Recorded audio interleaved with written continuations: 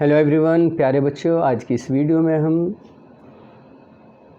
Rain on the roof, जिसको cot Kinney ने लिखा है, पहले हम इस कविता को पढ़ेंगे और उसके बाद हम इस कविता के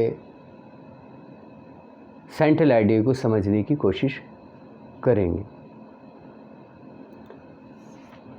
तो शुरू करते हैं। When the humid shadows hover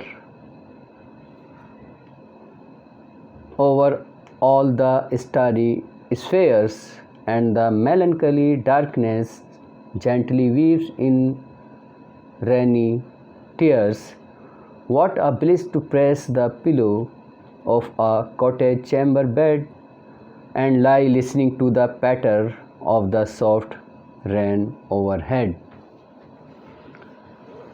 Every tinkle on the shingles has an echo in the heart, and 1,000 dreamy fancies into busy being start, and 1,000 recollections weave their air threads into woof as I listen to the patter of the rain upon the roof. Now in memory comes my mother, as she used in years agone to regard the darling dreamers ere she left them till the dawn. Oh, I feel her fond look on me as I list to this refrain, which is played upon the shingles by the patter of the rain. प्यारे बच्चों, अभी मैंने ये poem, जिसका title rain on the roof है, Coates Kinney ने लिखी है, उसको मैंने अभी आपके सामने पढ़ा। अब इसके सेंट्रल आइडिया को हम समझने की कोशिश करेंगे। ये कविता कवि के उन विचारों का वर्णन करती है, उन विचारों को बताती है जब वह अपनी झोंपड़ी की टाइल्स वाली छत पर गिरती हुई बारिश की आवाज़ सुनता है। बारिश से उत्पन्न आवाज़ कवि को उसकी माँ की याद दिलाती हैं।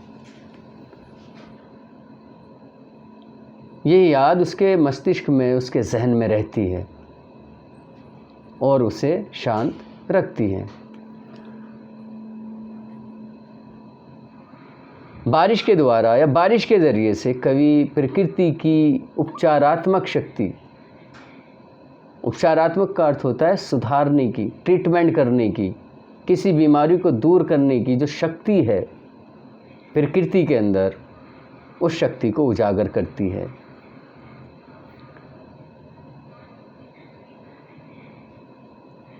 उसके हिसाब से या उसके अनुसार बारिश के गिरने के साधारण से कार्य से उत्पन्न संगीत में हमारी कुछ सबसे पसंदीदा यादों को पुनः जीवित करने की शक्ति है। तब ये यादें हमें आराम और शांति प्रदान करती हैं। प्यारे बच्चों, अभी मैंने इस कविता के सेंट्रल आइडिया को समझाने की कोशिश की है। शायद आपको ये कविता समझ आ गई होगी। आज की इस वीडियो में इतना ही। Thank you.